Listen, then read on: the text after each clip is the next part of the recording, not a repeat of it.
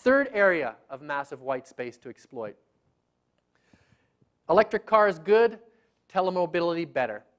A few years ago, it seems like dog years now, right? I keep talking as if I'm a 90-year-old man. A few years ago, we thought biofuel was going to save the world.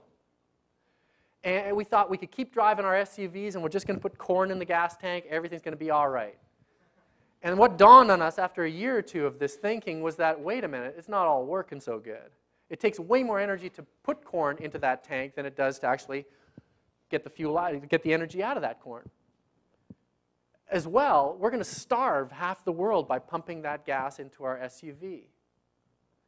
What that was an evolutionary innovation. It was taking something that we already knew, the internal combustion engine, and giving it a bit of a tweak to make it a little bit better, and it didn't work. It's a bit like putting a new handle on a bottle of detergent, right?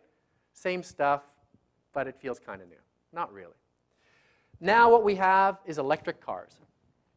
Electric cars are a wonderful innovation. However, don't be fooled. It still takes a massive amount of energy. It takes a massive amount of resources to create an electric car. Driving and servicing an electric car creates massive amounts of pollution. And again, massive amounts of natural resources. Getting rid of that electric car creates a massive amount of waste. An electric car is an evolutionary innovation. It's nice. It'll help us bridge the gap. But as Felix Kramer, the founder of the California Car Initiative, they're focused on bringing plug-in hybrids to market, says, the best megawatt is a negawatt. That is, even if it's electric, it's still using power. And if you're living in the States, most of that power comes from coal. So, you know. However, what we're seeing is a whole new type of innovation. We're seeing telemobility. Now, telemobility doesn't just refer to the electronic teleconferencing, you know, me being here but not being here. Me not having to get on an airplane because I can be on video conference with my colleagues. But that is moving at breakneck speed. There's huge white space for people who are involved in fields like that. But there's also huge opportunity in areas of telemobility that have nothing to do with electronics. Urban planning, for example. I just spent the last 3 days in Ottawa with the Sustainable Cities Conference. And the work that is being done right now is groundbreaking, connecting the world of cities and helping them help each other be more sustainable. Urban planning, the whole school of new urbanism, which essentially is old Europeanism. The whole idea of building small villages where you can live and work in the same place so you don't have to drive 50 miles to get to your job. That's all about telemobility too. It means that instead of having an electric car or a biodiesel car or some other form of transport, an evolutionary innovation, we're creating a radical innovation, a whole new way of living. Think of the white space that you could exploit if you got into a field like that. Another area of massive white space, and this one is particularly relevant if you have interests like mine, marketing. Suddenly, marketing matters. 5 years ago, marketing didn't matter. I told you about my adventures with my company.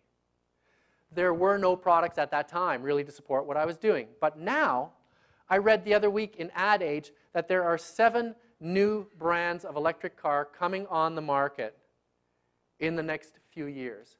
Now, that's remarkable in and of itself. But what is more remarkable is that they're coming out from Nissan, they're coming out from Chevrolet, they're coming out from BMW. These are major car manufacturers. And if you look at the names of the people who are the marketing executives responsible for putting those cars on the market, these aren't guys, hippies that they hired off the side of their desk. These are high-power car executives who are doing this. And the agencies they're using, agencies like Goodby, agencies like TBWA, these are the leading agencies in the world. Marketing of green has gone mainstream, and we need smart people to market green products, people who can think in a new way. There's massive white space there.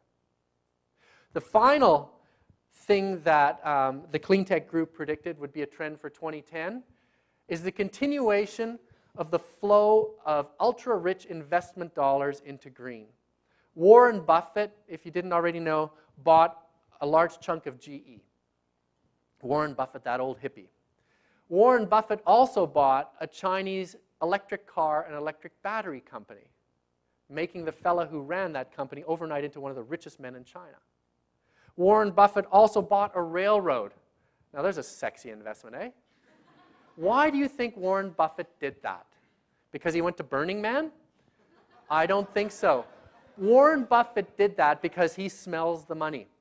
And like Walmart made it safe almost overnight for US corporations to go green and explore eco-efficiency, Warren Buffett is making it safe for ultra-rich investors to invest in green for the first time. Because he says, folks, there's money in them there hills. And where ultra-rich investors go, rich investors follow. And where rich investors go, you and I follow. So what does that mean?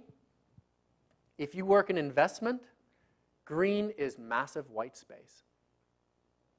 Green is massive white space. So that is one area that I believe needs to be exploited, one reason why you need to get into the business of fixing the world today, because there is massive white space.